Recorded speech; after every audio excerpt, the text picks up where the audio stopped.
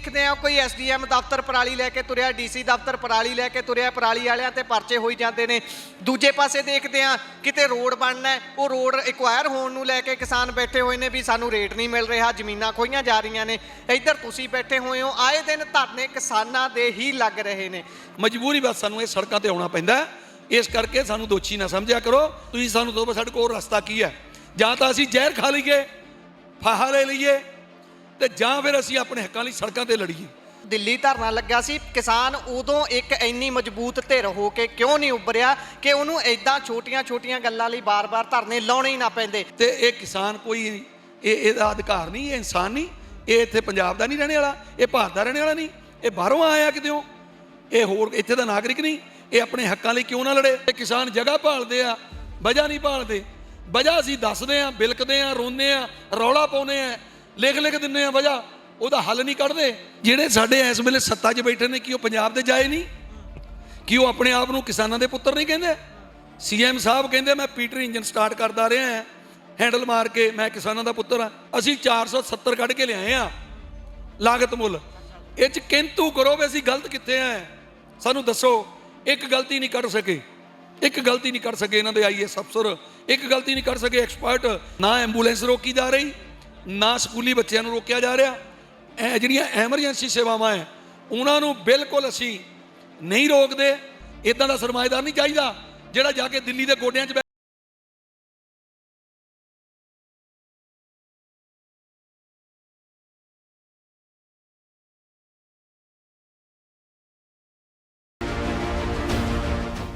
सत श्री अकाल। Punjabi radio USA वेख रहे हो तुसीं। इस समय जलंधर के धैनोवाली फाटक ते मौजूद हाँ। किसानों के वालों एक बार मुड़ तो हाईवे नूं जाम किया गया है, दिल्ली नूं जाण वाला हाईवे जाम किया है। पर साडे नाल मनजीत सिंह राय मौजूद ने, उन्हां दे कोलों जाणदे आ कि क्यों किसान नूं एक एक मंग करके धरना लाउणा पैंदा, हरेक मंग लई जुदा धरना लाउणा पैंदा, जिस तो बाद किसानां दे उपर आम लोग भी गुस्से हुंदे ने, जिहदे नाल एक किते ना किते कन्फ्लिक्ट आउंदा आपस दे विच। मनजीत सिंह जी, सब तो पहलां सत श्री अकाल। ते गल इह है कि किसान धरना लाउंदे ने, हरेक गल लई अलग अलग धरना लग रहा है। आपां इह तां समझदे हां भी पंजाब एक खेतीबाड़ी प्रधान सूबा है, ਤੇ ਹੁਣ ਜਦੋਂ ਧਰਨਾ ਇੱਕ ਇੱਕ ਗੱਲ ਲਈ ਲੱਗਦਾ ਕਿਸਾਨਾਂ ਤੋਂ ਲੋਕ ਬਹੁਤ ਉਕਤਾਏ ਹੋਏ ਨੇ, ਕੀ ਕਹੋਗੇ?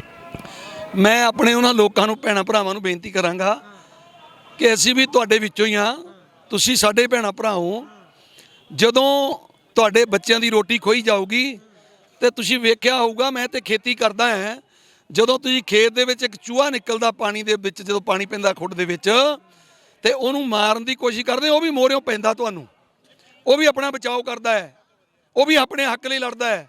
ਤੇ ਭਾਈ ਜੇ ਜਾਨਵਰ ਆਪਣੇ ਹੱਕ ਲਈ ਲੜ ਸਕਦਾ ਹੈ ਤੇ ਇਹ ਕਿਸਾਨ ਕੋਈ ਇਹਦਾ ਅਧਿਕਾਰ ਨਹੀਂ, ਇਹ ਇਨਸਾਨ ਨਹੀਂ, ਇਹ ਇੱਥੇ ਪੰਜਾਬ ਦਾ ਨਹੀਂ ਰਹਿਣੇ ਵਾਲਾ, ਇਹ ਭਾਰਤ ਦਾ ਰਹਿਣੇ ਵਾਲਾ ਨਹੀਂ, ਇਹ ਬਾਹਰੋਂ ਆਇਆ ਕਿਤੋਂ, ਇਹ ਹੋਰ ਇੱਥੇ ਦਾ ਨਾਗਰਿਕ ਨਹੀਂ। ਇਹ ਆਪਣੇ ਹੱਕਾਂ ਲਈ ਕਿਉਂ ਨਾ ਲੜੇ। ਸੋ ਇਸ ਕਰਕੇ ਮੇਰੇ ਭੈਣਾਂ ਭਰਾਵਾਂ ਨੂੰ ਮੈਂ ਬੇਨਤੀ ਕਰਾਂਗਾ ਜਿਹੜੇ ਇਸ ਗੱਲ 'ਚ ਗੁੱਸੇ ਹੋ ਜਾਂਦੇ ਨੇ ਵੀ ਇਹਨਾਂ ਨੇ ਤਾਂ ਨਿੱਤ ਦਾ ਕੰਮ ਫੜਿਆ ਜੀ, ਫਿਰ ਇਹ ਕਹਿੰਦੇ ਨੇ ਕਿ ਤੁਸੀਂ ਭਾਈ ਜਾ ਕੇ ਮੰਤਰੀਆਂ ਦੇ ਘਰ ਘੇਰੋ। ਮੈਂ ਵੀ ਤੁਹਾਨੂੰ ਦੱਸਣਾ ਚਾਹੁੰਦਾ ਹੈ ਤੇ ਜਦੋਂ ਮੰਤਰੀਆਂ ਦੇ ਘਰਾਂ 'ਚ ਜਾਈਦਾ, ਉਹ ਘਰਾਂ ਨੂੰ ਤਾਲੇ ਮਾਰ ਕੇ ਪਹਿਲਾਂ ਹੀ ਫੁਰ ਹੋ ਜਾਂਦੇ ਆ, ਉਹ ਚੰਡੀਗੜ੍ਹ ਜਾ ਬੈਂਦੇ ਆ। ਫਿਰ ਹੁਣ ਰੋਜ਼ ਚੰਡੀਗੜ੍ਹ ਕਿਹੜਾ ਜਾਵੇ। ਸੋ ਇਸ ਕਰਕੇ ਸਾਡੇ ਕੋਲ ਕੋਈ ਰਸਤਾ ਨਹੀਂ ਰਹਿੰਦਾ। ਇਸ ਕਰਕੇ ਭਾਈ ਮਜਬੂਰੀ ਬਸ ਸਾਨੂੰ ਇਹ ਸੜਕਾਂ 'ਤੇ ਆਉਣਾ ਪੈਂਦਾ। ਇਸ ਕਰਕੇ ਸਾਨੂੰ ਦੋਸ਼ੀ ਨਾ ਸਮਝਿਆ ਕਰੋ।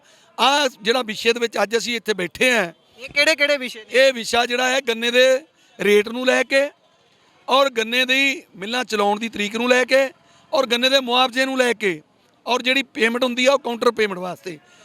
ਸੋ ਇਹ ਅਸੀਂ 1 ਮਹੀਨੇ ਤੋਂ ਸਰਕਾਰ ਦੇ ਧਿਆਨ 'ਚ ਲਿਆ ਰਹੇ ਹਾਂ। ਮੈਂ ਤੁਹਾਡੇ ਮਾਧਿਅਮ ਰਾਹੀਂ ਦੱਸਣਾ ਚਾਹਾਂਗਾ ਆਮ ਇਹਨਾਂ ਭੈਣਾਂ ਭਰਾਵਾਂ ਨੂੰ ਜਿਹੜੇ ਕਹਿ ਦਿੰਦੇ ਨੇ ਵੀ ਤੁਸੀਂ ਜਾ ਕੇ ਇਹਨਾਂ ਦੇ ਘਰਾਂ ਮੂਹਰੇ ਬੈਠੋ। ਅਸੀਂ ਚੰਡੀਗੜ੍ਹ ਜਾ ਚੁੱਕੇ ਹਾਂ, ਉੱਥੇ ਖੇਤੀਬਾੜੀ ਮੰਤਰੀ ਨਾਲ ਮੀਟਿੰਗ ਕੀਤੀ ਹੈ, ਡਿਪਾਰਟਮੈਂਟ ਨਾਲ ਸ਼ੂਗਰ ਫੈਡ ਨਾਲ ਮੀਟਿੰਗ ਕੀਤੀ ਹੈ, ਹੁਣ ਤੱਕ ਹੱਲ ਨਹੀਂ ਨਿਕਲਿਆ। ਇਸ ਕਰਕੇ ਹੁਣ ਤੁਸੀਂ ਸਾਨੂੰ ਦੋ ਸਾਡੇ ਕੋਲ ਰਸਤਾ ਕੀ ਹੈ, ਜਾਂ ਤਾਂ ਅਸੀਂ ਜ਼ਹਿਰ ਖਾ ਲਈਏ, ਫਾਹਾ ਲੈ ਲਈਏ, ਤੇ ਜਾਂ ਫਿਰ ਅਸੀਂ ਆਪਣੇ ਹੱਕਾਂ ਲਈ ਸੜਕਾਂ 'ਤੇ ਲੜੀਏ।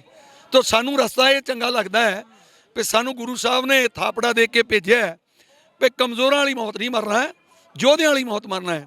ਤੇ ਇਸ ਕਰਕੇ ਸਾਡੀ ਕੌਮ ਜਿਹੜੀ ਆ ਉਹ ਕਦੇ ਹਾਰ ਵਾਲੇ ਦਿਸ਼ਾ ਨੂੰ ਨਹੀਂ ਜਾਊਗੀ, ਜਿੱਤ ਵਾਲੀ ਦਿਸ਼ਾ ਨੂੰ ਜਾਊਗੀ। ਤੇ ਜਿੱਤ ਵਾਲੀ ਦਿਸ਼ਾ ਇਹ ਹੈ ਕਿ ਲੜ ਕੇ ਮਰਾਂਗੇ, ਸਰਕਾਰ ਨਾਲ ਵੀ ਲੜਾਂਗੇ। ਇੱਕ ਹੋਰ ਗੱਲ ਇੱਥੇ ਬਹੁਤ ਆਉਂਦੀ ਹੈ ਕਿ ਜਦੋਂ ਦਿੱਲੀ ਧਰਨਾ ਲੱਗਾ ਸੀ ਕਿਸਾਨ ਉਦੋਂ ਇੱਕ ਇੰਨੀ ਮਜ਼ਬੂਤ ਧਿਰ ਹੋ ਕੇ ਕਿਉਂ ਨਹੀਂ ਉੱਭਰਿਆ ਕਿ ਉਹਨੂੰ ਐਦਾਂ ਛੋਟੀਆਂ-ਛੋਟੀਆਂ ਗੱਲਾਂ ਲਈ ਬਾਰ-ਬਾਰ ਧਰਨੇ ਲਾਉਣੇ ਹੀ ਨਾ ਪੈਂਦੇ। ਕਿਸਾਨ ਇੱਕ ਸਰਕਾਰ ਦੇ ਵਿੱਚ ਇੱਕ ਇਸ ਤਰੀਕੇ ਦਾ ਧਿਰ ਬਣ ਜਾਂਦਾ ਕਿ ਜਿਸ ਤਰ੍ਹਾਂ ਹੁਣ ਬੀਤੇ ਦਿਨੀ ਵੀ ਅਦਾਲਤ ਨੇ ਇਹ ਗੱਲ ਆਖੀ ਹੈ ਵੀ ਕਿਸਾਨ ਇੱਕ ਧਿਰ ਨੇ, ਕਿਸਾਨ ਵੱਡਾ ਹਿੱਸਾ ਹੈ, ਉਹਨਾਂ ਦੀਆਂ ਜਥੇਬੰਦੀਆਂ ਤੋਂ ਰਾਏ ਲੈ ਕੇ ਕੋਈ ਵੀ ਕੰਮ ਕਰਿਆ ਕਰੋ ਜਦੋਂ ਕਿਸਾਨੀ ਦੇ ਬਾਬਤ ਕੋਈ ਫੈਸਲਾ ਲੈਣਾ ਹੁੰਦਾ ਹੈ। ਤੇ ਕੀ ਗੱਲ ਹੈ ਕਿੱਥੇ ਕਿਉਂ ਤਾਈ ਲੱਗਦੀ ਹੈ ਵੀ ਉਹ ਗੱਲ ਨਹੀਂ ਬਣੀ ਕਿਸਾਨ ਅੰਦੋਲਨ ਦੇ ਟਾਈਮ ਵੀ ਬਾਰ-ਬਾਰ ਹੁਣ ਪੰਜਾਬ ਦੇ ਵਿੱਚ ਫੇਰ ਉਹੀ ਕੰਮ ਰਹਿੰਦਾ ਵੀ ਫੇਰ ਧਰਨੇ ਛੋਟੀ-ਛੋਟੀ ਗੱਲ ਲਈ ਲਾਉਣੇ ਹੀ ਪੈਂਦੇ ਨੇ। ਜਿਹੜੇ ਸਾਡੇ ਇਸ ਵੇਲੇ ਸੱਤਾ 'ਚ ਬੈਠੇ ਨੇ ਕੀ ਉਹ ਪੰਜਾਬ ਦੇ ਜਾਏ ਨਹੀਂ? ਕੀ ਉਹ ਆਪਣੇ ਆਪ ਨੂੰ ਕਿਸਾਨਾਂ ਦੇ ਪੁੱਤਰ ਨਹੀਂ ਕਹਿੰਦੇ? ਸੀਐਮ ਸਾਹਿਬ ਕਹਿੰਦੇ ਮੈਂ ਪੀਟਰ ਇੰਜਨ ਸਟਾਰਟ ਕਰਦਾ ਰਿਹਾ ਹਾਂ ਹੈਂਡਲ ਮਾਰ ਕੇ, ਮੈਂ ਕਿਸਾਨਾਂ ਦਾ ਪੁੱਤਰ ਹਾਂ। ਇਹ ਜਿਹੜੀ ਸੱਤਾ ਵਾਲੀ ਕੁਰਸੀ ਹੈ ਇਹਦਾ ਨਸ਼ਾ ਹੀ ਇਹੋ ਜਿਹਾ ਹੈ, ਉੱਥੇ ਜਾ ਕੇ ਹੱਕ ਸੱਚ ਦੀ ਗੱਲ ਭੁੱਲ ਜਾਂਦੀ ਹੈ। ਸਾਡਾ ਸੀਐਮ ਕਹਿੰਦਾ ਹੁੰਦਾ ਸੀ ਕਿ ਭਾਈ ਸਾਡੀ ਕੋਈ ਸਿਕਿਉਰਿਟੀ ਨਹੀਂ ਹੋ, ਸਾਨੂੰ ਕਾਹਦਾ ਖਤਰਾ, ਸਾਡਾ ਕਿਹੜਾ ਕੋਈ ਵੈਰ ਹੈ। ਸਾਡਾ ਸੀਐਮ ਕਹਿੰਦਾ ਸੀ ਭਈ ਲੋੜ ਨਹੀਂ ਇੰਨੇ ਖਰਚਿਆਂ ਦੀ। ਤੇ ਅੱਜ ਉਹ ਬਦਲ ਗਿਆ ਨਾ, ਅੱਜ ਉਹ ਕਿਸਾਨ ਦਾ ਪੁੱਤਰ ਰਿਹਾ, ਉਹ ਆਮ ਰਿਹਾ, ਖਾਸ ਹੋ ਗਿਆ। ਸੋ ਇਹ ਜਿਹੜੀ ਸੱਤਾ ਦੀ ਕੁਰਸੀ ਹੈ ਇਹ ਤੇ ਬੇਸ਼ੱਕ ਮੈਂ ਕਿਉਂ ਨਾ ਬਹਿ ਜਾਵਾਂ, ਜਦੋਂ ਮੈਂ ਬੈਠ ਗਿਆ ਫਿਰ ਮੈਨੂੰ ਆਪਣੇ ਭੈਣਾਂ ਭਰਾ ਭੁੱਲ ਜਾਣਗੇ। ਇਹਦੇ ਵਾਸਤੇ ਰਸਤਾ ਹਮੇਸ਼ਾ ਸੰਘਰਸ਼ ਵਾਲਾ ਜਿਹੜਾ ਰਸਤਾ ਉਹੀ ਹੱਕ ਸੱਚ ਦਾ ਰਸਤਾ ਹੈ। ਸੋ ਇਸ ਕਰਕੇ ਸੰਘਰਸ਼ ਦੇ ਰਸਤੇ ਹੀ ਚੱਲੇ ਹੋਏ ਆ, ਕੋਈ ਪੋਲੀਟੀਕਲ ਗੱਲ ਨਹੀਂ। ਜਿਹੜੇ ਭਰਾ ਸਾਡੇ ਗਏ ਸਨ ਬੇਸ਼ੱਕ ਉਹ ਮਨ ਸਾਬ ਨਾਲ ਵੀ ਗਏ ਹੋਣ, ਪਰ ਜੇਕਰ ਸੱਤਾ ਉਹਨਾਂ ਦੇ ਹੱਥ ਆ ਜਾਂਦੀ ਉਹਨਾਂ ਨੇ ਵੀ ਇਹੋ ਕੁਝ ਕਰਨਾ ਸੀ। ਸੋ ਇਸ ਕਰਕੇ ਮੈਂ ਸਮਝਦਾ ਇਹਨਾਂ ਨੂੰ ਅਗਰ ਨਕੇਲ ਪਾ ਕੇ ਰੱਖਣੀ ਹੈ ਤਾਂ ਏਕੇ 'ਚ ਰਹੋ ਤੇ ਸੰਘਰਸ਼ ਲੜਦੇ ਰਹੋ। ਹਮੇਸ਼ਾ ਜਿੱਤ ਜਿਹੜੀ ਹੁੰਦੀ ਆ ਉਹ ਲੜਦੇ ਲੋਕਾਂ ਦੀ ਹੁੰਦੀ ਹੈ। ਰਾਏ ਸਾਹਿਬ ਹੁਣ ਗੱਲ ਇੱਥੇ ਇਹ ਆ ਜਾਂਦੀ ਹੈ ਕਿ ਠੀਕ ਹੈ ਤੁਸੀਂ ਇਹ ਧਰਨਾ ਲਾ ਦਿੱਤਾ ਹੈ, ਇਹ ਧਰਨੇ ਦੇ ਵਿੱਚ ਤੁਹਾਨੂੰ ਅੱਗੇ ਮੀਟਿੰਗ ਮਿਲ ਜੂਗੀ, ਤੁਸੀਂ ਉੱਠ ਜਾਓਗੇ, ਗੱਲ ਫੇਰ ਮੀਟਿੰਗ ਬੇਸਿੱਟਾ ਨਿਕਲਿਆ ਫੇਰ ਉੱਥੇ ਹੀ ਫੇਰ ਤੁਸੀਂ ਕਿਸੇ ਹੋਰ ਰੋਡ ਤੇ ਧਰਨਾ ਲਾ ਲਓਗੇ। ਹੁਣ ਅੱਜ ਪ੍ਰਸ਼ਾਸਨ ਦੇ ਨਾਲ ਗੱਲ ਹੋਈ ਹੈ ਤੁਹਾਡੀ, ਜੇ ਹੋਈ ਹੈ ਤੇ ਕੀ ਸਿੱਟਾ ਨਿਕਲਿਆ, ਤੁਹਾਡਾ ਅੱਗੇ ਹੁਣ ਕੀ ਰਿਐਕਸ਼ਨ ਹੈ ਇਸ ਧਰਨੇ ਦੇ ਬਾਬਤ? ਨਹੀਂ, ਪਹਿਲੀ ਗੱਲ ਤਾਂ ਅਸੀਂ ਮੀਟਿੰਗ ਕਰਕੇ ਕਦੇ ਧਰਨਾ ਸਮਾਪਤ ਨਹੀਂ ਕੀਤਾ। ਜਿੰਨੀ ਵਾਰ ਧੰਨੋਂ ਵਾਲੀ ਲੱਗਿਆ ਪ੍ਰਾਪਤੀ ਕਰਕੇ ਗਏ, ਮੀਟਿੰਗਾਂ ਹੁੰਦੀਆਂ ਰਹਿਣੀਆਂ ਤੇ ਵਾਲੇ 'ਚ ਜਿੱਤ ਹਾਸਲ ਕੀਤੀ ਹਰ ਵਾਰ। ਔਰ ਜਿੰਨੀ ਵਾਰੀ ਅਸੀਂ ਟੇਬਲ ਟਾਕ ਕੀਤੀ ਇਹਨਾਂ ਨੂੰ ਟੇਬਲ ਟਾਕ ਤੇ ਹਰਾਇਆ। ਸਾਨੂੰ ਮੈਂ ਤੁਹਾਨੂੰ ਦੱਸਣਾ ਚਾਹਾਂਗਾ ਕਿ ਜਦੋਂ ਕੈਪਟਨ ਸਰਕਾਰ ਸੀ ਉਹਨਾਂ ਨੇ ਕਿਹਾ ਵੀ ਤੁਸੀਂ ਲਾਗਤ ਮੁੱਲ ਜਿਹੜਾ ਤੁਸੀਂ ਕਾਸਟ ਆਫ ਪ੍ਰੋਡਕਸ਼ਨ ਹੈ ਉਹ ਤੇ ਸਾਡੇ ਐਕਸਪਰਟਾਂ ਨਾਲ ਬਹਿਸ ਕਰੋ, ਟੇਬਲ ਟਾਕ ਤੇ ਨੈਗੋਸੀਏਸ਼ਨ 'ਚ ਆ ਜਾਓ। ਉਹਨਾਂ ਨੇ ਕਿਹਾ ਵੀ ਅਸੀਂ ਤੇ ਸਾਡੇ ਕਿਸਾਨ ਨੇ, ਇਹਨਾਂ ਨੂੰ ਅਸੀਂ ਹਰਾ ਦੇਣਾ ਨੈਗੋਸੀਏਸ਼ਨ 'ਚ। ਆਈਏਐਸ ਲੌਬੀ ਹੋਊਗੀ ਤਾਂ ਉਧਰ ਆਈਐਸ ਲੌਬੀ ਹੋਊਗੀ, ਪਰ ਸਰਕਾਰ ਨੂੰ ਨਹੀਂ ਨਾ ਪਤਾ ਵੀ ਕਿਤਾਬਾਂ ਪੜ੍ਹ ਕੇ ਮਾਹਰ ਨਹੀਂ ਹੁੰਦੇ, MBBS ਕਰਕੇ ਡਾਕਟਰ ਨਹੀਂ ਬਣਦਾ ਜਿੰਨਾ ਚਿਰ ਉਹ ਪ੍ਰੈਕਟੀਕਲ ਰੂਮ 'ਚ ਨਹੀਂ ਜਾਂਦਾ। ਕਿਤਾਬਾਂ 'ਚ ਪੜ੍ਹ ਜਿੰਨੇ ਮਰਜ਼ੀ MBBS ਬਣ ਜਾਣ, ਜਿੰਨੇ ਮਰਜ਼ੀ ਸਰਜੀਕਲ ਡਾਕਟਰ ਬਣ ਜਾਣ, ਜਿੰਨਾ ਚਿਰ ਉਹ ਪ੍ਰੈਕਟੀਕਲ ਰੂਮ 'ਚ ਜਾ ਕੇ ਤੁਸੀਂ ਵੇਖਿਆ ਹੋਊ ਕਦੇ ਚੂਹੇ ਦਾ ਆਪਰੇਸ਼ਨ ਕਰਦੇ, ਕਦੇ ਬਿੱਲੀ ਦਾ ਕਰਦੇ, ਜਿੰਨਾ ਚਿਰ ਉਹਨੂੰ ਪ੍ਰੈਕਟੀਕਲੀ ਨਹੀਂ ਕਰਦਾ ਉਹਨੂੰ ਤਜਰਬਾ ਨਹੀਂ ਹੁੰਦਾ। ਸੋ ਅਸੀਂ ਇਹ ਸਾਡੇ ਸਾਰੇ ਕਿਸਾਨ ਜਿਹੜੇ ਆ ਇਹ ਖੇਤੀ ਦਾ IAS ਨਹੀਂ ਬਹੁਤ ਹਾਸਲ ਕੀਤਾ ਆ, ਇਹਨਾਂ ਦੇ ਮੁਕਾਬਲੇ 'ਚ ਹੈ ਨਹੀਂ ਕੋਈ ਵੀ, ਕਿਉਂਕਿ ਇਹ ਰੋਜ਼ ਪ੍ਰੈਕਟੀਕਲ ਕਰਦੇ ਆ। ਤੇ ਇਸ ਕਰਕੇ ਅਸੀਂ ਉਦੋਂ ਨੈਗੋਸੀਏਸ਼ਨ ਦੇ ਵਿੱਚ ਉਹਨਾਂ ਦੇ ਹੱਥ ਖੜੇ ਕਰਾਤੇ। ਫਿਰ ਅਸੀਂ ਕਿਹਾ ਅਸੀਂ ਨਹੀਂ ਤੁਹਾਡੀ ਗੱਲ ਸੁਣਨੀ ਕੋਈ, ਅਸੀਂ 470 ਕੱਢ ਕੇ ਲਿਆਏ ਆ ਲਾਗਤ ਮੁੱਲ। ਇਹ 'ਚ ਕਿੰਤੂ ਕਰੋ ਵੀ ਅਸੀਂ ਗਲਤ ਕਿੱਥੇ ਆ, ਸਾਨੂੰ ਦੱਸੋ। ਇੱਕ ਗਲਤੀ ਨਹੀਂ ਕੱਢ ਸਕੇ ਇਹਨਾਂ ਦੇ IAS ਅਫਸਰ, ਇੱਕ ਗਲਤੀ ਨਹੀਂ ਕਰ ਸਕੇ ਐਕਸਪਰਟ ਜਿਹੜੇ ਗੰਨਾ ਐਕਸਪਰਟ ਨੇ। ਡਾਕਟਰ ਗੁਲਜ਼ਾਰ ਆਏ ਸਨ ਜਿਹੜੇ ਰਿਸਰਚ ਕਰਦੇ ਨੇ ਗੰਨੇ ਤੇ, ਔਰ ਉਹ ਇੱਕ ਗਲਤੀ ਨਹੀਂ ਕਰ ਸਕੇ। ਸੋ ਇਸ ਕਰਕੇ ਮੈਂ ਇਹ ਗੱਲ ਕਹਾਂਗਾ ਇਹ ਜਿੰਨੇ IAS ਬੈਠੇ ਆ ਭਰਾ ਭੈਣਾਂ ਨੇ ਸਾਡੇ, IAS ਬਣਨਾ ਛੋਟੀ ਗੱਲ ਨਹੀਂ, ਤਪੱਸਿਆ ਇੱਕ, ਪਰ ਮੈਂ ਗੱਲ ਕਹੂੰਗਾ ਪ੍ਰੈਕਟੀਕਲੀ ਉਹਨੇ ਕੁਝ ਨਹੀਂ ਕੀਤਾ ਹੁੰਦਾ। ਸੋ ਇਸ ਕਰਕੇ ਜਿੰਨਾ ਚਿਰ ਕੋਈ ਪ੍ਰੈਕਟੀਕਲ ਨਹੀਂ ਕਰਦਾ ਉਹਦਾ ਤਜਰਬਾ ਨਹੀਂ ਹਾਸਲ ਕਰ ਸਕਦਾ। ਸੋ ਹੁਣ ਕੀ ਮੀਟਿੰਗ ਦੇ ਵਿੱਚ ਕੀ ਗੱਲਬਾਤ ਹੋਈ ਹੈ, ਜਿਹੜੀ ਪ੍ਰਸ਼ਾਸਨ ਨਾਲ ਗੱਲਬਾਤ ਹੋਈ ਹੈ, ਤੇ ਹੁਣ ਅੱਗੇ ਦੀ ਤੁਹਾਡੀ ਕੀ ਰਣਨੀਤੀ ਹੈ?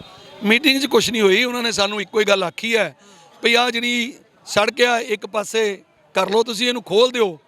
ਅਸੀਂ ਉਹਨਾਂ ਨੂੰ ਇਹ ਗੱਲ ਆਖੀ ਹੈ ਕਿ ਭਾਈ ਅਸੀਂ ਇਹਨੂੰ ਇੱਕ ਪਾਸਾ ਨਹੀਂ ਖੋਲ੍ਹ ਸਕਦੇ, ਸਰਵਿਸ ਰੋਡਾਂ ਖੁੱਲੀਆਂ ਨੇ, ਐਮਰਜੈਂਸੀ ਸੇਵਾਵਾਂ ਮੈਂ ਤੁਹਾਡੇ ਮਾਧਿਅਮ ਨਾਲ ਦੱਸਣਾ ਚਾਹੁੰਦਾ, ਨਾ ਐਂਬੂਲੈਂਸ ਰੋਕੀ ਜਾ ਰਹੀ, ਨਾ ਸਕੂਲੀ ਬੱਚਿਆਂ ਨੂੰ ਰੋਕਿਆ ਜਾ ਰਿਹਾ। ਇਹ ਜਿਹੜੀਆਂ ਐਮਰਜੈਂਸੀ ਸੇਵਾਵਾਂ ਹੈ ਉਹਨਾਂ ਨੂੰ ਬਿਲਕੁਲ ਅਸੀਂ ਨਹੀਂ ਰੋਕਦੇ। ਦੋਨੋਂ ਸਾਈਡ ਦੇ ਸਰਵਿਸ ਰੋਡ ਖਾਲੀ ਨੇ। ਅਸੀਂ ਇਹ ਰੋਕਾਂਗੇ ਵੀ ਜੇ ਸਰਕਾਰ ਨੇ ਕੱਲ ਸਾਡੀ ਗੱਲ ਨਾ ਮੰਨੀ, ਫਿਰ ਟ੍ਰੇਨਾਂ ਵੀ ਰੋਕਾਂਗੇ। ਇਸ ਕਰਕੇ ਭਾਈ ਕੱਲ ਤੱਕ ਦੀ ਅਸੀਂ ਵੇਟ ਕਰ ਰਹੇ ਹਾਂ ਜਿਹੜੀ ਸਰਕਾਰ ਦੀ ਮੀਟਿੰਗ ਆ, ਉਸ ਤੋਂ ਬਾਅਦ ਅਸੀਂ ਬਿਲਕੁਲ ਜਿਹੜੀ ਟ੍ਰੇਨਾਂ ਆ ਉਹ ਵੀ ਬੰਦ ਕਰਾਂਗੇ। ਤੁਸੀਂ ਸੱਤਾ ਦੀ ਗੱਲ ਕਰ ਰਹੇ ਹੋ ਜਾਂ ਕਹਿ ਲਓ ਕਿ ਆਮ ਆਦਮੀ ਪਾਰਟੀ ਸਰਕਾਰ ਦੀ ਗੱਲ ਕਰ ਰਹੇ ਹੋ ਕਿ ਸੱਤਾ ਵਿੱਚ ਰਹਿ ਕੇ ਐਵੇਂ ਹੁੰਦਾ ਪੰਜਾਬ ਨੂੰ ਜਾਂ ਸੂਬੇ ਨੂੰ ਕੋਈ ਸਰਮਾਏਦਾਰ ਤਾਂ ਚਾਹੀਦਾ ਹੁੰਦਾ ਹੈ, ਉਹ ਤਾਂ ਚੁਣਨਾ ਪੈਣਾ ਸਾਨੂੰ ਕੋਈ ਨਾ ਕੋਈ। ਨਹੀਂ, ਇਹ ਸਰਮਾਏਦਾਰ ਉਹ ਨਾ ਹੋਵੇ ਨਾ ਜਿਹੜਾ ਲੋਕਾਂ ਨੂੰ ਖਾ ਜਾਵੇ, ਲੋਕਾਂ ਦੇ ਹੱਕਾਂ ਨੂੰ ਖਾ ਜਾਵੇ। ਇਹ ਵੀ ਸਾਡੇ ਵੱਲੋਂ ਚੁਣਿਆ ਗਿਆ ਜੀ। ਇਹ ਸਾਡੇ ਵੱਲੋਂ ਚੁਣਿਆ ਗਿਆ ਇਸੇ ਕਰਕੇ ਵੀ ਇਹ ਕਹਿੰਦਾ ਸੀ ਮੈਂ ਕਿਸਾਨ ਪੁੱਤਰ ਹਾਂ, ਮੈਂ ਇੰਜਨ ਸਟਾਰਟ ਕੀਤਾ ਤੇ ਹੁਣ ਕਿਸਾਨੀ ਦਰਦ ਦਾ ਇਹਨੂੰ ਪਤਾ ਨਹੀਂ। ਹੁਣ ਕਹਿੰਦਾ ਕਿਸਾਨਾਂ ਨੂੰ ਵੀ ਕਿਸਾਨ ਜਗ੍ਹਾ ਭਾਲਦੇ ਆ, ਵਜ੍ਹਾ ਨਹੀਂ ਭਾਲਦੇ। ਵਜ੍ਹਾ ਅਸੀਂ ਦੱਸਦੇ ਆ, ਬਿਲਕਦੇ ਆ, ਰੋਂਦੇ ਆ, ਰੌਲਾ ਪਾਉਂਦੇ ਆ, ਲਿਖ ਦਿੰਦੇ ਆ ਵਜ੍ਹਾ, ਉਹਦਾ ਹੱਲ ਨਹੀਂ ਕੱਢਦੇ ਤੇ ਫਿਰ ਸਾਨੂੰ ਜਗ੍ਹਾ ਲੱਭਣੀ ਪੈਂਦੀ ਹੈ। ਸੋ ਸਰਮਾਏਦਾਰ ਉਹ ਨਹੀਂ ਚਾਹੀਦਾ ਜਿਹੜਾ ਪੂਰੇ ਆਪਣੇ ਪੰਜਾਬ ਨੂੰ, ਆਪਣੀ ਸਟੇਟ ਨੂੰ ਵੇਚ ਕੇ ਖਾ ਜਾਵੇ, ਲੋਕਾਂ ਦੇ ਹੱਥਾਂ 'ਚ ਦੇ ਦੇਵੇ। ਇਦਾਂ ਦਾ ਸਰਮਾਏਦਾਰ ਨਹੀਂ ਚਾਹੀਦਾ ਜਿਹੜਾ ਜਾ ਕੇ ਦਿੱਲੀ ਦੇ ਗੋਡਿਆਂ 'ਚ ਬਹਿ ਜਾਵੇ। ਇਦਾਂ ਦਾ ਸਰਮਾਏਦਾਰ ਨਹੀਂ ਚਾਹੀਦਾ ਜਿਹੜਾ ਦਿੱਲੀ ਦੇ ਗੋਡਿਆਂ 'ਚ ਜਾ ਕੇ ਸਿਰ ਝੁਕਾ ਦੇਵੇ, ਘੁੱਟਣੇ ਟੇਕ ਦੇਵੇ। ਸਾਨੂੰ ਸਰਮਾਏਦਾਰ ਚਾਹੀਦਾ। ਪੰਜਾਬ ਸੂਬਾ ਹਮੇਸ਼ਾ ਅਣਖੀ ਸੂਬਾ, ਅਣਖੀ ਸਾਨੂੰ ਚਾਹੀਦਾ ਹੈ ਜਿਹੜਾ ਪੰਜਾਬ ਦੇ ਹਿੱਤਾਂ ਦੀ ਗੱਲ ਕਰੇ, ਪੰਜਾਬ ਲਈ ਦਿੱਲੀ ਨਾਲ ਲੜੇ। ਦਿੱਲੀੋਂ ਹਮੇਸ਼ਾ ਹੱਕ ਲੜ ਕੇ ਲਏ ਆ, ਇਹ ਰਾਜੇ ਰਾਣਿਆਂ ਤੋਂ ਵੀ ਲੜ ਕੇ ਲੈਂਦੇ ਰਹੇ ਆ, ਮੁਗਲਾਂ ਤੋਂ ਵੀ ਲੜ ਕੇ ਲੈਂਦੇ ਰਹੇ ਆ। ਤੇ ਇਸ ਕਰਕੇ ਜਿਹੜਾ ਦਿੱਲੀ ਜਾ ਕੇ ਘੁੱਟਣੇ ਟੇਕ ਦੋ, ਉਹ ਸਰਮਾਏਦਾਰ ਨਹੀਂ ਚਾਹੀਦਾ। ਇੱਕ ਹੋਰ ਗੱਲ ਇੱਥੇ ਆਉਂਦੀ ਹੈ, ਐਸਐਸ ਜੌਲ ਪੰਜਾਬ ਦੇ ਬਹੁਤ ਵੱਡੇ ਅਰਥ ਸ਼ਾਸਤਰੀ ਨੇ, ਅਰਥਚਾਰਾ, ਉਹਨਾਂ ਨੇ ਬਹੁਤ ਚੰਗੀ ਤਰ੍ਹਾਂ ਲੋਕਾਂ ਨੂੰ ਦੱਸਿਆ ਕਿਵੇਂ ਚੱਲ ਸਕਦਾ ਹੈ। ਉਹਨਾਂ ਨੇ ਬੀਤੇ ਦਿਨੀ ਇੱਕ ਟਿੱਪਣੀ ਜਾਂ ਸਰਕਾਰ ਨੂੰ ਸਲਾਹ ਦਿੱਤੀ ਸੀ। ਉਹ ਕਹਿੰਦੇ ਸੀ ਕਿ ਜੇਕਰ ਸਰਕਾਰ ਜਿਸ ਤਰੀਕੇ ਨਾਲ ਪੰਜਾਬ ਦੀ ਖਾਸ ਤੌਰ ਤੇ ਨਿਘਾਰ ਵੱਲ ਜਾ ਰਹੀ ਹੈ, ਜਿੱਦਾਂ ਕਰਜ਼ਾ ਪੰਜਾਬ ਸਿਰ ਚੜ ਰਿਹਾ, ਇਹ ਬਹੁਤਾ ਚਿਰ ਟਿਕਣਾ ਨਹੀਂ। ਆਉਣ ਵਾਲੀ ਜਿਹੜੀ ਮੋਰਲੀ ਪੀੜ੍ਹੀ ਹੈ ਉਹਦੇ ਸਿਰ ਬਹੁਤ ਜ਼ਿਆਦਾ ਭਾਰ ਆ ਜਾਊਗਾ। ਤੇ ਉਹਨਾਂ ਨੇ ਕਿਹਾ ਸੀ ਇੱਕੋ ਇੱਕ ਹੱਲ ਹੈ, ਇੰਡਸਟਰੀ ਤਾਂ ਜਿੰਨੀ ਪੰਜਾਬ 'ਚ ਹੈਗੀ ਆ ਉਹ ਵੀ ਭੱਜ ਰਹੀ ਹੈ, ਪਰ ਜਿਹੜਾ ਕਿਸਾਨ ਹੈ ਉਹਨੂੰ ਖੁਸ਼ਹਾਲ ਕਰੋ। ਕਿਸਾਨਾਂ ਦੇ ਲਈ ਇਹੋ ਜਿਹੀਆਂ ਪਾਲਿਸੀਆਂ ਲੈ ਕੇ ਆਓ ਕਿ ਉਹ ਫਸਲ ਹੋਰ ਬੀਜਣ। ਪੰਜਾਬ ਦਾ ਕਿਸਾਨ ਸੜਕ ਤੇ ਉਤਰਨ ਦੀ ਬਜਾਏ ਖੇਤ 'ਚ ਵੱਧ ਮਿਹਨਤ ਕਰਕੇ ਵੱਧ ਪ੍ਰੋਡਕਸ਼ਨ ਕੱਢੇ ਤੇ ਵਧੀਆ ਚੱਲ ਸਕਦਾ ਹੈ ਦੇਸ਼। ਪਰ ਇਸ ਦੇ ਉਲਟ ਹੋ ਰਿਹਾ ਹੈ। ਕਦੀ ਦੇਖਦੇ ਆ ਕੋਈ ਐਸਡੀਐਮ ਦਫ਼ਤਰ ਪਰਾਲੀ ਲੈ ਕੇ ਤੁਰਿਆ, ਡੀਸੀ ਦਫ਼ਤਰ ਪਰਾਲੀ ਲੈ ਕੇ ਤੁਰਿਆ, ਪਰਾਲੀ ਵਾਲਿਆਂ ਤੇ ਪਰਚੇ ਹੋਈ ਜਾਂਦੇ ਨੇ। ਦੂਜੇ ਪਾਸੇ ਦੇਖਦੇ ਆ ਕਿਤੇ ਰੋਡ ਬਣਨਾ, ਉਹ ਰੋਡ ਐਕਵਾਇਰ ਹੋਣ ਨੂੰ ਲੈ ਕੇ ਕਿਸਾਨ ਬੈਠੇ ਹੋਏ ਨੇ ਵੀ ਸਾਨੂੰ ਰੇਟ ਨਹੀਂ ਮਿਲ ਰਿਹਾ, ਜ਼ਮੀਨਾਂ ਖੋਹੀਆਂ ਜਾ ਰਹੀਆਂ ਨੇ। ਇੱਧਰ ਤੁਸੀਂ ਬੈਠੇ ਹੋਏ ਹੋ, ਆਏ ਦਿਨ ਧਰਨੇ ਕਿਸਾਨਾਂ ਦੇ ਹੀ ਲੱਗ ਰਹੇ ਨੇ। ਕੀ ਲੱਗਦਾ ਜਿਹੜੀ ਗੱਲ ਅਰਥਚਾਰੇ ਦੀ ਐਸਐਸ ਜੌਲ ਹੋਣੀ ਕਹੀ ਹੈ, ਉੱਤੇ ਕਿਤੇ ਪੰਜਾਬ ਸਰਕਾਰ ਖਰੀ ਉਤਰਦੀ ਹੈ ਜਾਂ ਸਲਾਹ ਮੰਨਦੀ ਨਜ਼ਰ ਆਉਂਦੀ ਹੈ? ਦੇਖੋ, ਜਿਹੜੀ ਜੌਲ ਸਾਹਿਬ ਨੇ ਗੱਲ ਕਹੀ ਆ ਉਹ ਬਿਲਕੁਲ 100 ਨਹੀਂ 110% ਸਹੀ ਹੈ। ਤੁਸੀਂ ਵੇਖਿਆ ਹੋਊਗਾ ਕਿ ਕਰੋਨਾ ਕਾਲ ਦੇ ਵਿੱਚ ਸਾਰੀ ਇੰਡਸਟਰੀ ਫੇਲ ਹੋ ਗਈ, ਬੰਦ ਹੋ ਗਈ, ਔਰ ਜਿਹੜੀ ਜੀਡੀਪੀ ਆ ਸਾਡੀ ਉਹ ਡਾਊਨ ਚਲੀ ਗਈ। ਇੱਕੋ ਹੀ ਸੈਕਟਰ ਸੀ ਸਾਡਾ ਜਿਹੜਾ ਐਗਰੀਕਲਚਰ ਸੈਕਟਰ, ਜਿਹਦੀ ਜੀਡੀਪੀ ਅਪ ਰਹੀ। ਇਹਦਾ ਮਤਲਬ ਕੀ ਹੋਇਆ? ਸਭ ਤੋਂ ਵੱਡੀ ਇੰਡਸਟਰੀ ਤਾਂ ਐਗਰੀਕਲਚਰ ਹੈ। ਇਹਨੂੰ ਪਹਿਲੀ ਗੱਲ ਤਾਂ ਸਰਕਾਰ ਇੰਡਸਟਰੀ ਨਹੀਂ ਮੰਨਦੀ, ਜਿਹਦੇ ਵਿੱਚ ਹਜ਼ਾਰਾਂ ਮਜ਼ਦੂਰ ਕੰਮ ਕਰਦਾ ਹੈ, ਕਰੋੜਾਂ ਮਜ਼ਦੂਰ ਕੰਮ ਕਰਦਾ ਹੈ। ਇਹਨੂੰ ਅਸੀਂ ਇਹ ਤਰ੍ਹਾਂ ਰੋਣਾ ਹੈ ਸਰਕਾਰ ਨੂੰ, ਕਹਿੰਦੇ ਇਹਨੂੰ ਇੰਡਸਟਰੀ ਮੰਨੋ। ਜੇ ਇੰਡਸਟਰੀ ਨੂੰ ਤੁਸੀਂ ਹੁਣ ਤੱਕ 42 ਲੱਖ ਕਰੋੜ ਰੁਪਈਆ ਭਾਰਤ ਸਰਕਾਰ ਇੰਡਸਟਰੀ ਦਾ ਮਾਫ ਕਰ ਸਕਦੀ ਹੈ, ਸਬਸਿਡੀਆਂ ਦਿੱਤੀਆਂ ਨਹੀਂ ਜੀ, ਮਾਫ ਕਰ ਦਿੱਤਾ ਉਹਨਾਂ ਨੂੰ, ਮਾਫ ਕਰ ਦਿੱਤਾ ਐਨਪੀਏ ਕਰਕੇ। ਔਰ ਜੇਕਰ 42 ਲੱਖ ਕਰੋੜ ਤੁਸੀਂ ਉਹਨਾਂ ਦਾ ਮਾਫ ਕਰ ਸਕਦੇ ਆ ਤੇ ਐਗਰੀਕਲਚਰ ਇੰਡਸਟਰੀ ਦਾ 17 ਲੱਖ ਕਰੋੜ ਹੈ ਪੂਰੇ ਭਾਰਤ ਦਾ, ਇਹਨੂੰ ਵੀ ਮਾਫ ਕਰੋ, ਇਹਨੂੰ ਇੰਡਸਟਰੀ ਮੰਨੋ। ਜਿਹੜੀ ਐਸਐਸ ਜੌਲ ਸਾਹਿਬ ਕਹਿ ਰਹੇ ਨੇ, ਇਹ ਜੀਡੀਪੀ ਅਪ ਅਗਰ ਜਾਣੀ ਹੈ ਪੰਜਾਬ ਦੀ ਤੇ ਤਾਈਓ ਜਾਣੀ ਹੈ ਜੇ ਐਗਰੀਕਲਚਰ ਅਪ ਜਾਊਗੀ। ਇਸ ਕਰਕੇ ਭਾਈ, ਜੇ ਕਿਸਾਨ ਦੀ ਜੇਬ 'ਚ ਪੈਸਾ ਆਉਂਦਾ ਹੈ ਉਹ ਬਜਾਜੀ ਵਾਲੇ ਕੋਲ ਜਾਂਦਾ ਹੈ, ਉਹਦੇ ਪੈਸਾ ਜਾਂਦਾ ਉਹ ਸੁਨਿਆਰ ਦੇ ਜਾਂਦਾ ਹੈ। ਉਹਦੀ ਜੇਬ 'ਚ ਪੈਸਾ ਆਉਂਦਾ ਉਹ ਕੋਈ ਮਕਾਨ ਆਪਣਾ ਖੜਾ ਕਰਦਾ ਹੈ, ਕੁੱਲੀ ਬਣਾਉਂਦਾ ਆਪਣੀ, ਤੇ ਉਹਦੇ ਤੋਂ ਅੱਗੇ ਜੀਡੀਪੀ ਚੱਲਦੀ ਹੈ। ਸਾਈਕਲ ਤਦੇ ਹੀ ਚੱਲੇਗਾ। ਇਹ ਸਾਡਾ ਜਿਹੜਾ ਜੀਡੀਪੀ ਅਪ ਤਾਈਓ ਜਾਏਗੀ ਜੇਕਰ ਕਿਸਾਨ ਖੁਸ਼ਹਾਲ ਹੋਏਗਾ, ਪਰ ਸਰਕਾਰਾਂ ਦੀ ਇੱਧਰ ਨੂੰ ਨਜ਼ਰ ਨਹੀਂ। ਇਸੇ ਕਰਕੇ ਪੰਜਾਬ ਕਰਜ਼ੇ ਦੀ ਮਾਰ ਹੇਠ ਦੱਬੀ ਜਾ ਰਿਹਾ, ਥੱਲੇ ਨੂੰ ਜਾ ਰਿਹਾ। ਤੇ ਹੁਣ ਤੁਹਾਡਾ ਧਰਨਾ ਜਿਹੜਾ ਦਿਨ ਰਾਤ ਚੱਲਣ ਜਾ ਰਿਹਾ? ਬਿਲਕੁਲ, ਇਹ ਪੱਕਾ ਮੋਰਚਾ ਹੈ। ਇਹ ਇਸੇ ਤਰ੍ਹਾਂ ਨਿਰੰਤਰ ਚੱਲੇਗਾ ਜਿੰਨਾ ਚਿਰ ਸਰਕਾਰ ਇਹਦੇ ਲਈ ਕੋਈ ਠੋਸ ਫੈਸਲਾ ਨਹੀਂ ਸੁਣਾਉਂਦੀ। ਸੋ ਬਹੁਤ ਬਹੁਤ ਧੰਨਵਾਦ ਤੁਹਾਡਾ। ਬਹੁਤ ਸੋ ਇਹ ਸਨ ਮਨਜੀਤ ਸਿੰਘ ਰਾਏ ਸਾਡੇ ਨਾਲ, ਜਿਨ੍ਹਾਂ ਨੇ ਆਪਣੇ ਵਿਚਾਰ ਸਾਂਝੇ ਕੀਤੇ ਨੇ। ਜੁੜੇ ਰਹੋ ਪੰਜਾਬੀ ਰੇਡੀਓ USA ਦੇ ਨਾਲ। ਧੰਨਵਾਦ, ਸਤਿ ਸ਼੍ਰੀ ਅਕਾਲ।